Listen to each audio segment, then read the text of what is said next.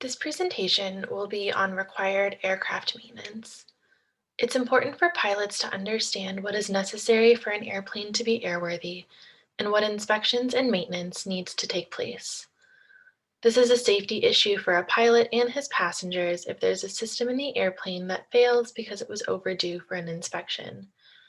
It also allows the pilot to know what to be cautious of or be aware of during flight if there is a system that is close to inspection time.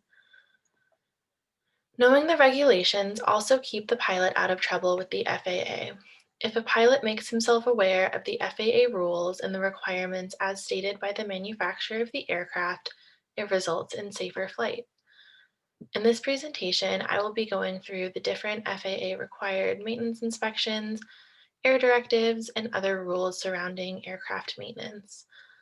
I will then be going through an overview of the maintenance required as listed in the PA 44 manual by the manufacturer, Lycoming. Once we learn about the maintenance requirements, we will go into the Gateway Progressive Plan that accomplishes both the requirements laid out by the FAA and the PA 44 operating manual. So FAA required maintenance. FAR Part 91.409 references that an airplane is unairworthy without an annual inspection, a 100-hour inspection, and updated maintenance logs. It also mentions the progressive inspection, which Gateway has opted into, and we will get into that a little bit later. FAR Part 91.7 states that you cannot operate an unworthy aircraft, and that responsibility lies with the pilot. And that is why it is especially important for pilots to understand these rules in order to be able to comply with them. Exactly what needs to be inspected and maintained for each inspection is laid out in FAR Part 43, which goes deeper into the requirements of aircraft maintenance.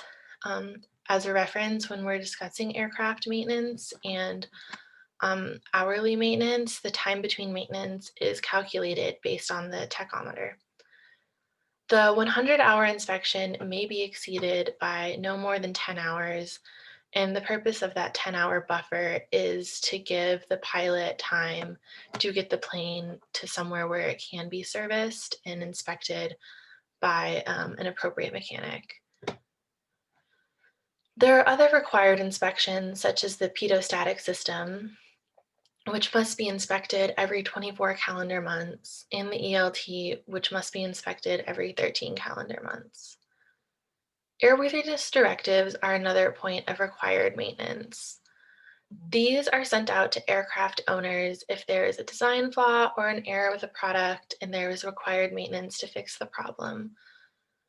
Airworthiness directives have a compliance date, and if maintenance lapses and these are not taken care of in time, then the aircraft is no longer considered airworthy. Next up is the PA 44 manual. There are component life expectancies that vary for each manufacturer and airplane, and this is why it's so important to reference the operating handbook to understand what the limitations are for each aircraft.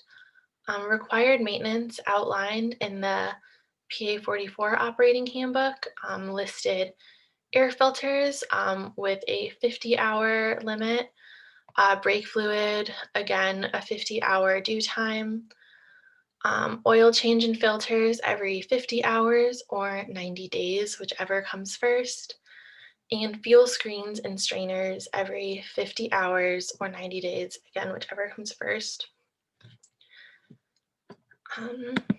Next up, we're going to talk about the Gateway Progressive Plan.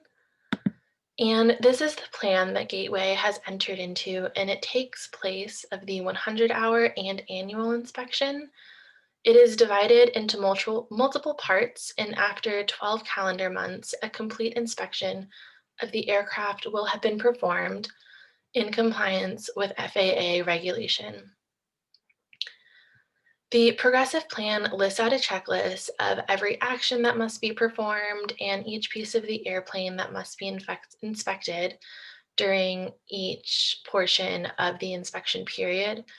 It explicitly states that this progressive plan is an agreement that Gateway entered into, and it only covers planes at Gateway, and even more specific, the planes listed in this progressive plan.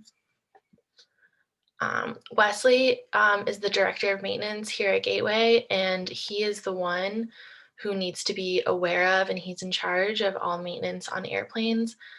So any and all repairs must be approved by him, and he must be aware of them. So if something happens when you're at a different airport, Wesley needs to be made aware of whatever is happening with the airplane and what's being done.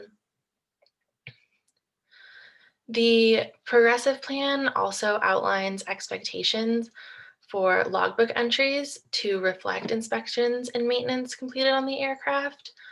And Wesley is the one who does this. He enters in details about the work he's done, about what inspections are done, and signs it and uses his FAA like mechanic number. So it's all detailed out exactly what processes must be followed. Um, the care plan also reiterates that Gateway maintains compliance with all technical information about the airplane, any new information that comes out about the airplane, new airworthiness directives that come out, mailings from the manufacturer, updates and service bulletins.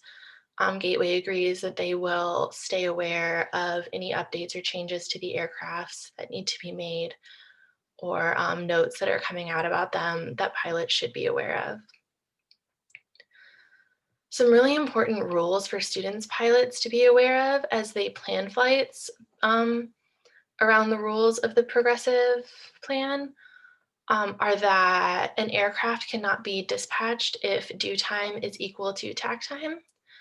An aircraft cannot be dispatched if it will return more than 5 hours past the due time.